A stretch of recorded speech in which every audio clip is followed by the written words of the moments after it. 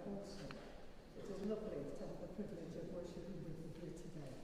Before I start, I've just been asked to announce that we're having serious sound issues this morning, and they can't be checked until we start using them. So if you hear a few crackles, you'll know what's going on, and our apologies for that. Can I just draw your attention to the notices this week? Our Dean Manon, was licensed on the 10th of September, so the Very Reverend Dr. Manon Kerry-Dwayne James is now in post as Dean of Bangor. Her formal installation will take place on the 11th of October at 2 p.m. Licensing also of the Reverend Andrew Broadbent will be licensed as Associate Vicar at Edwards of Groes on the 19th of October at 11 a.m. And wonderful news for Mice G Showzone. Congratulations to Mice G Showzone, who regularly meet at Edwards of Groes and have been announced as finalists in the BBC Wales Make a Difference Awards. They were featured on Morning Live on the 19th of September, and there's also in the notice details of the legal service to mark the beginning of the legal year, which will take place here on the 12th of October in the place of the 11 a.m. Holy Eucharist.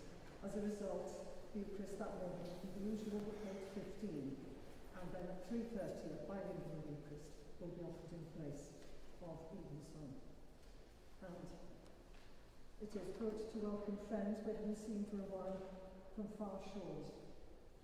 So, John and Reverend Sue, good to have you with us, but we are sorry it is on a sad occasion, John, on the passing of your beloved mother. And our prayers and heartfelt sympathy goes out to you. So finally, banns to publish. I publish the banns of marriage between Aaron Edward Owen of Bro Pedley and Nida Ambreen, also of Bro Pedley.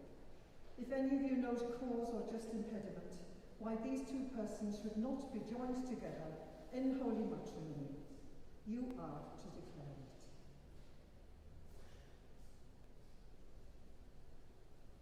This is the first time of asking.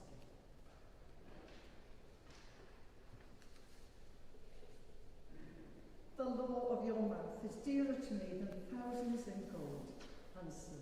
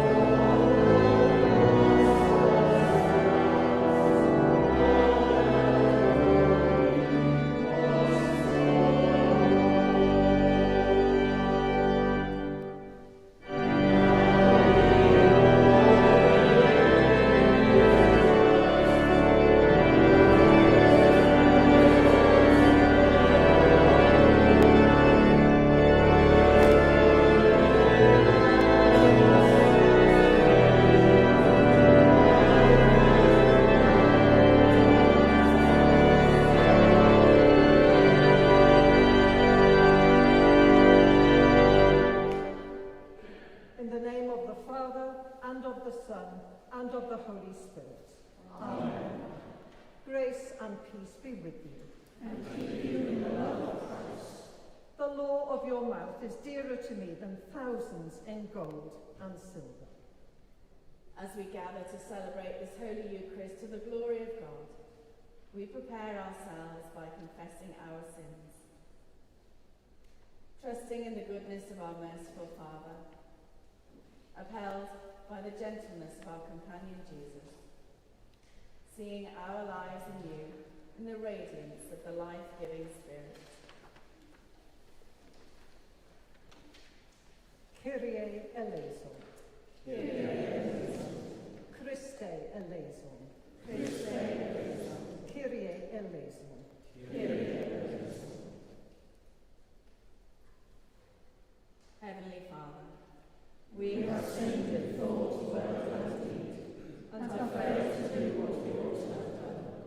We are sorry and truly repent. For the sake of your Son, Jesus Christ, who died for us, forgive us all that is past, and lead us in his way, to walk as children of light. Amen. Almighty God, who forgives all who truly repent, have mercy on you and set you free from sin, strengthen you in goodness, and keep you in eternal life. Through Jesus Christ our Lord. Amen. Let us pray.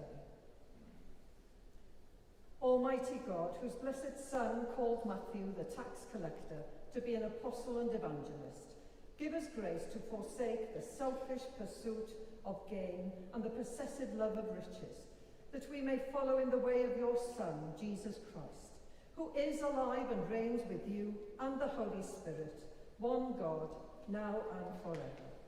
Amen.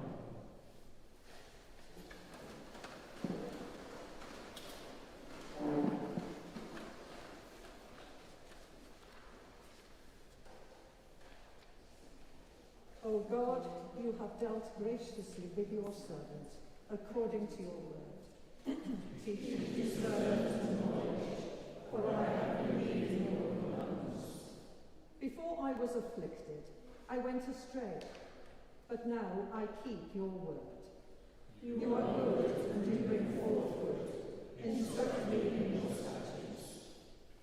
The proud have smeared me with lies, but I will keep your commandments with my whole heart. Their heart is gross and fat, but my delight is in your law.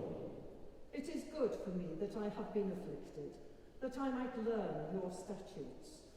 The law of your mouth is dearer to me than thousands of gold and silver.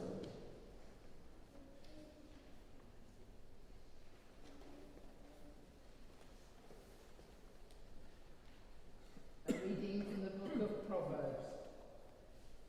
Happy are those who find wisdom, and those who get understanding, for her income is better than silver, and her revenue better than gold.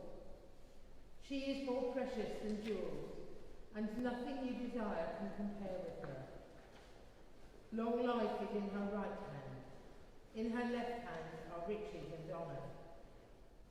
Her ways are ways of pleasantness, and all her paths are peace. She is a tree of life to those who lay hold of her. Those who hold her fast are called to her. Hear the word of God.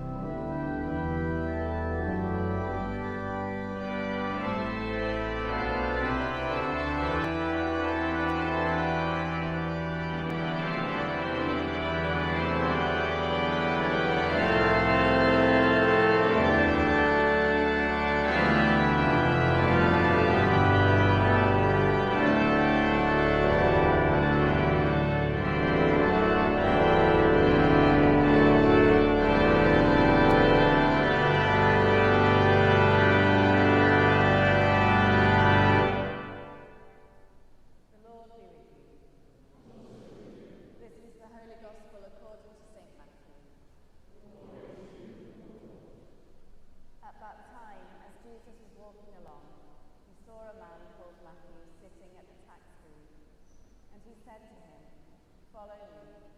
And he got up and followed him. And as he sat at dinner in the house, many tax collectors and sinners came and were sitting with him and his disciples.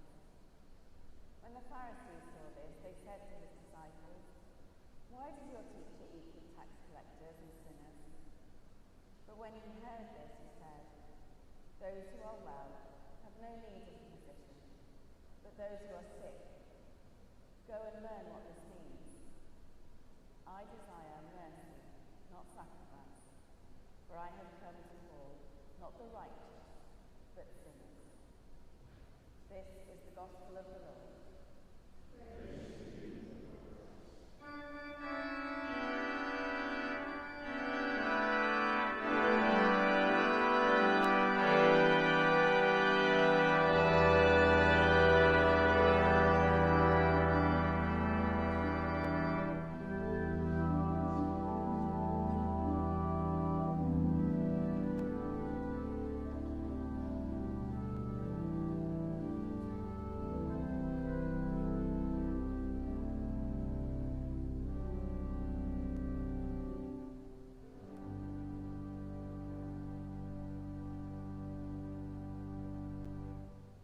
In the name of the Father, and of the Son, and of the Holy Spirit. Amen.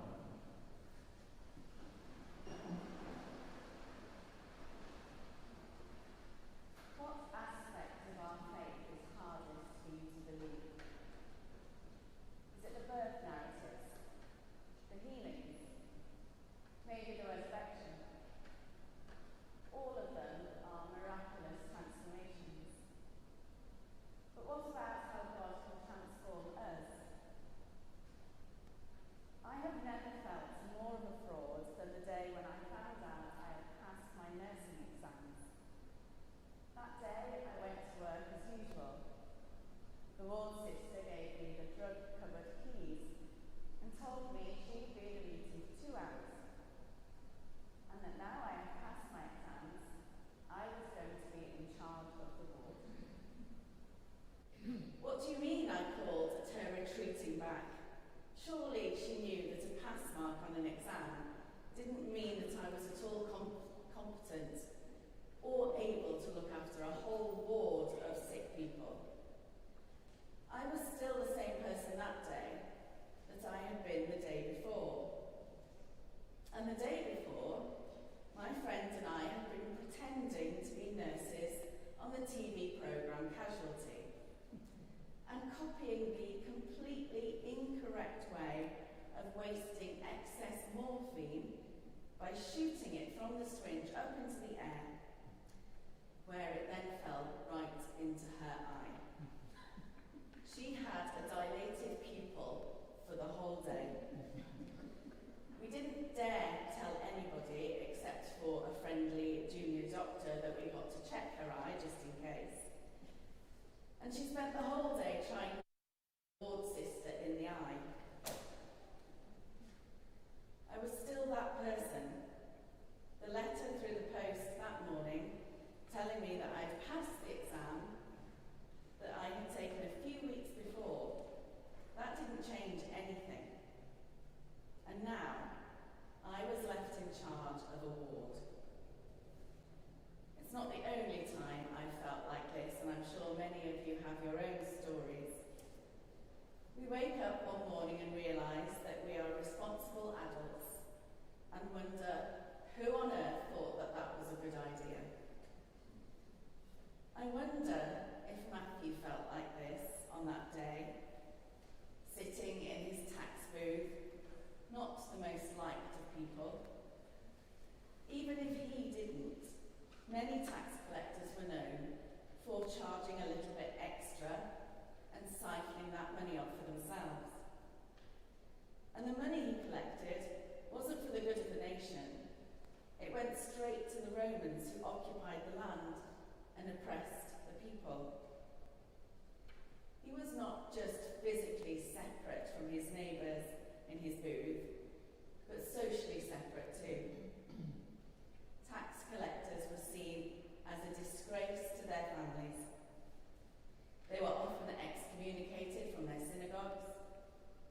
complete outcasts. They were so hated that they often had to be accompanied by Roman soldiers to keep them safe.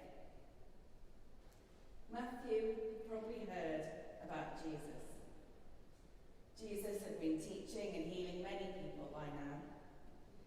So Matthew probably knew at least some of the stories. Jesus had probably been noticed by the Romans too, and maybe Matthew had even been asked to look out for him, to alert the authorities to him. If you're already an outcast to your own people, then who better to recruit as a spy to the Romans? So here we have Matthew, at his tax booth, watching this man who is known as a great teacher, the possible saviour who will release people from the grip of the Roman rule. Maybe Matthew was hoping that Jesus wouldn't notice him in case he becomes the subject of Jesus' teaching on how not to live your life. Imagine Matthew, curious but afraid, wanting to see more of this man, but not wanting to be seen by him. And then Jesus stops and looks him straight in the eye. I wonder if Matthew felt truly seen for the first time. I wonder if he had any idea that this person was the only person who truly knew who he was. The meeting must have been profound. It turned Matthew's life around in a split second, because after speaking those two words, Matthew left everything. Jesus said, "Follow me," and Matthew followed. Matthew left his protection from the Romans, he left his income, and he left his excuses that he wasn't good enough for anything else. In that moment, Jesus saw him, saw who he could be, who he truly was, and he called him to become that person. I'm sure that Matthew would have felt a fraud at times, completely out of his depth, most likely mistrusted by the other disciples, probably carrying a deep sense of shame, and yet still he followed. Flawed, definitely. Unworthy, most likely. And yet we remember him today, over 2,000 years later, as a disciple, an apostle, and an evangelist. We think it probably wasn't Matthew that wrote the Gospel of Matthew. Maybe it used some of his stories, or maybe it was from the perspective of someone like Matthew.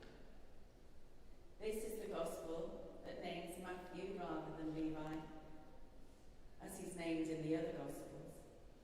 This Gospel tells of events, instructions and parables that aren't found in the other Gospels. Matthew's Gospel is full of Old Testament prophecy and fulfillment, and the emphasis on Jesus as being the promised Messiah. So maybe this Gospel is written for those of us who need convincing of that, people like Matthew. We don't know why Matthew became a tax collector. It wasn't a career path chosen for its prestige, but that's what he was. Hated, shunned, and outcast, until at last he was truly seen by the one person who can truly see us all. As we think about Matthew today, we celebrate all that he became, disciple, apostle, and evangelist. But we also remember who he was. Because in remembering who he was, we leave ourselves no excuse. If we believe that Matthew, who had stooped so low, who was so unworthy, so hated, and so mistrusted, could be renewed by being seen and called by Jesus, then we have to believe that we can too. However much of a fraud you feel like, however unworthy, sinful, or useless you may feel, God sees the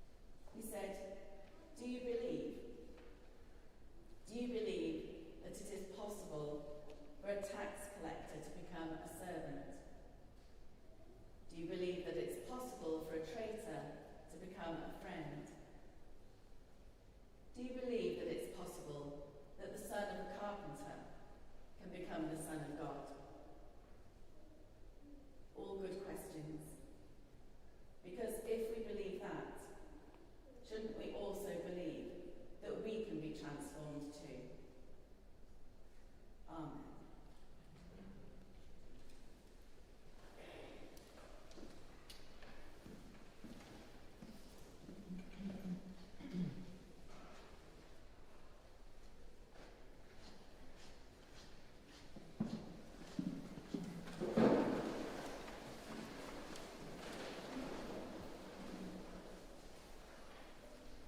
Together, let us affirm our faith.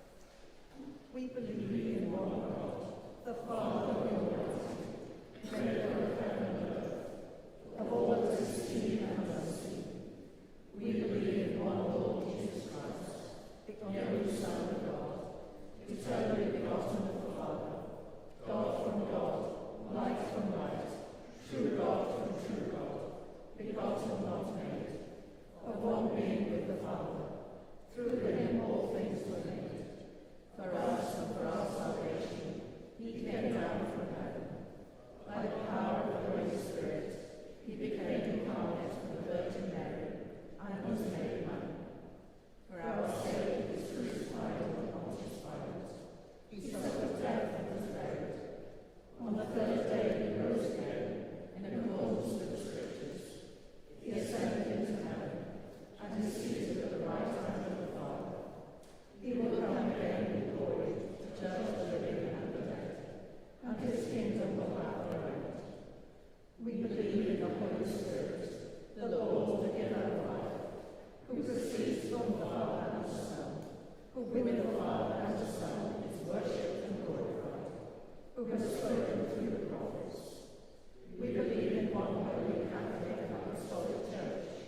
We acknowledge one baptism for the forgiveness of sins. We look for the resurrection of the dead and the life of the world to come. Amen. With all our heart and with all our mind, let us pray to God.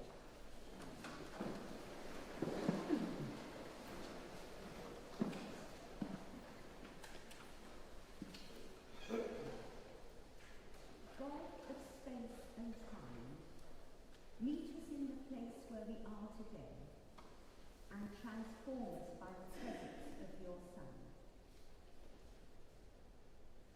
Lord, look down on us, your church, with grace and mercy. Bring to us an openness to your will. Give us the vision, the courage, and the faith not to look inwards or be closed to anything that is new or different, but to reach out and put our faith in action, living out the gospel in deed as well as word. Lord, in your mercy, Hear our prayer. in view of the escalation of violence in Gaza and the West Bank, the World Council of Churches believes a visible, united Christian witness is needed, and have asked churches across Britain to pray for peace today. This is the prayer they've drawn up. Gracious Father, whose blessed Son Jesus Christ came down from heaven to be the true bread which gives life to the world. In our mercy, provide for all those in Gaza and beyond who suffer from hunger and starvation, that they may be given both physical bread to nourish their bodies and heavenly bread to sustain their souls.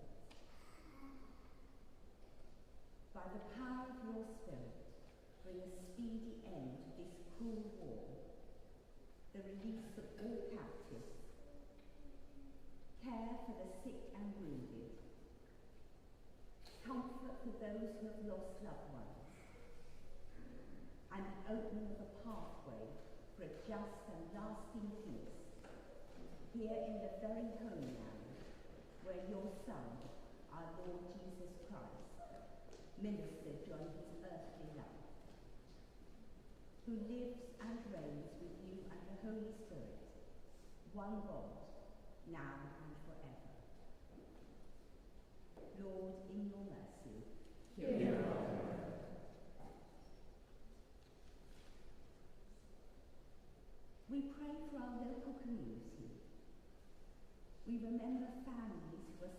from a breakdown in relationships, and for homes where instead of love there is neglect, violence and fear.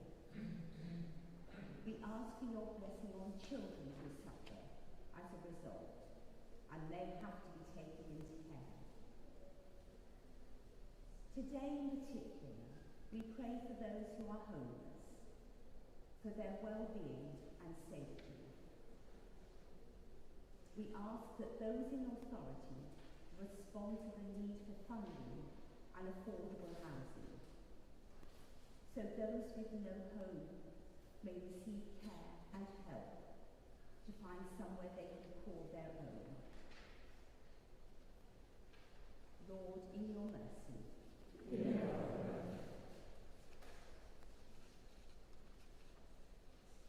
we pray for the sick and their families and friends, remembering in particular Julian, Jamie, Arvidus, John, Juhan, Tom, Anne, John, Nick, Jill and Christine Priest.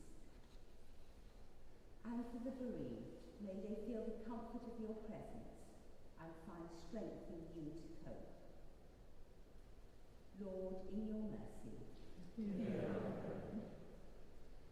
We pray for all those who have died, including from our own list here, Joshua Hall, Edna Aldrin, Adolfa Fina, Antanas, Seslova, Bilia, Alexandros, Eliandas, Sarunas, Saulis, William Keglier, Kathleen Keglier, Margaret Edwards, and any others known to us.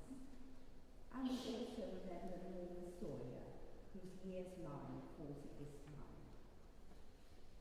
Rest eternal grant unto them, O Lord. May they rest in peace. Remember all God has done. Rejoice in all he is doing.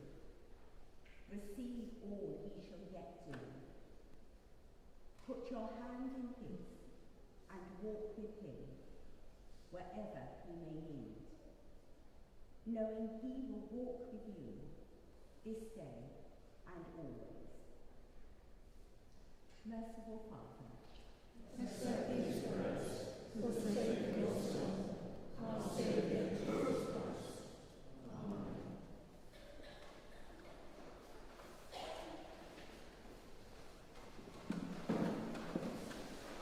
Amen. We are all citizens with the saints and belong to the family of God, through Jesus Christ our Lord, who came and preached peace to those who were far away and to those who were near. The peace of the Lord be with you always. We share a sign of peace.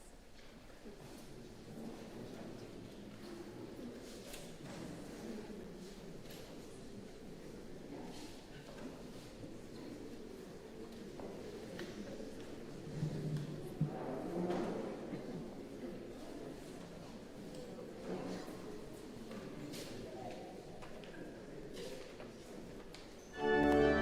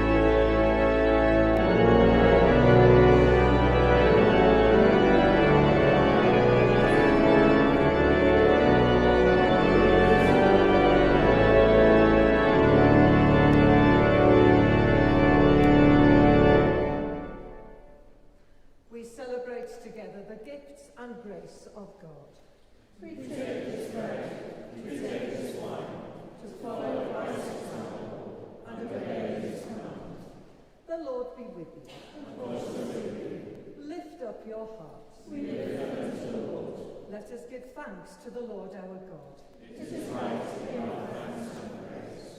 It is indeed right.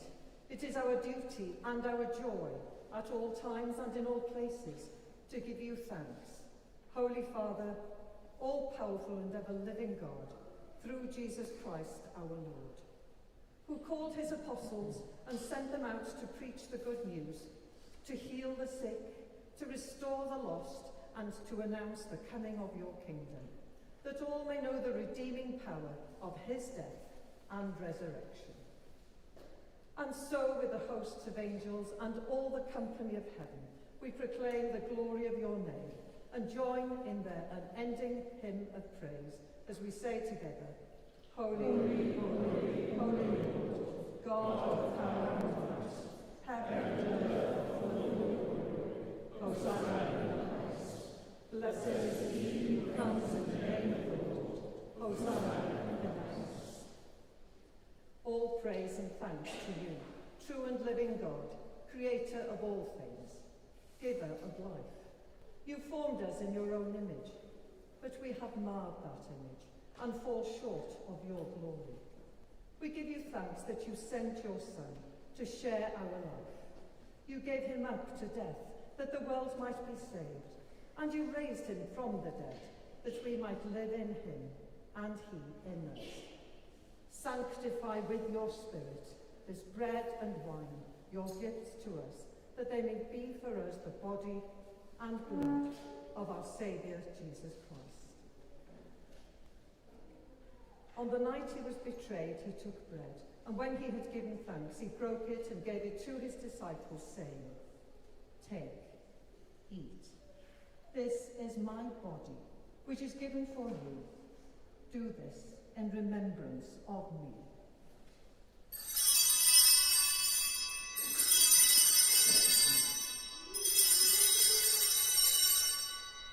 In the same way, after supper, he took the cup, and when he had given thanks, he gave it to them, saying, Drink from this, all of you. For this is my blood of the new covenant, which is shed for you and for many for the forgiveness of sins. Do this as often as you drink it, in remembrance of me.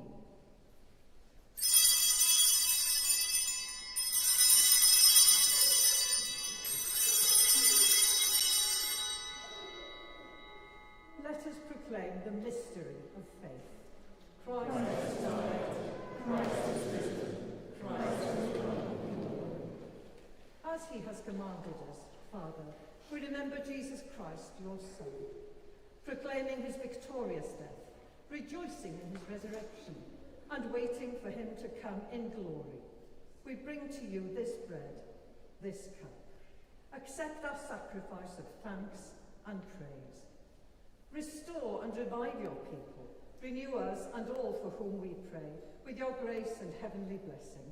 And at the last receive us with all your saints into that unending joy promised by your Son, Jesus Christ our Lord. Through him and with him, in the unity of the Holy Spirit, all honour and glory are yours, Almighty Father, forever and ever.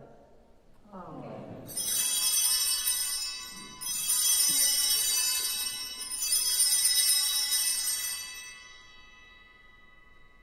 As our Saviour taught us, we boldly pray. Our Father, who art in heaven, hallowed be thy name. Thy kingdom come, thy will be done, on earth as it is in heaven. Give us this day our daily bread, and forgive us our trespasses, as we forgive those who trespass against us. And lead us not into temptation, but deliver us from evil. For thine is the kingdom, the power, and the glory, forever and ever. Amen. We break this bread to share in the body of Christ. Though we are many, we are one body, for we all share in one bread.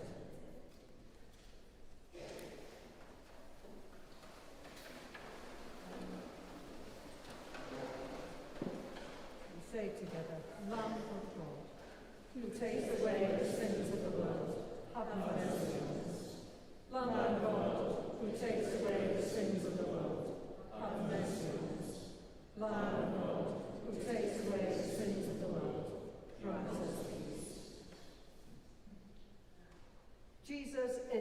Lamb of God, who takes away the sins of the world. Happy are those who are called to his supper. Lord, I am not worthy to receive you, but only say the word, and I shall be healed.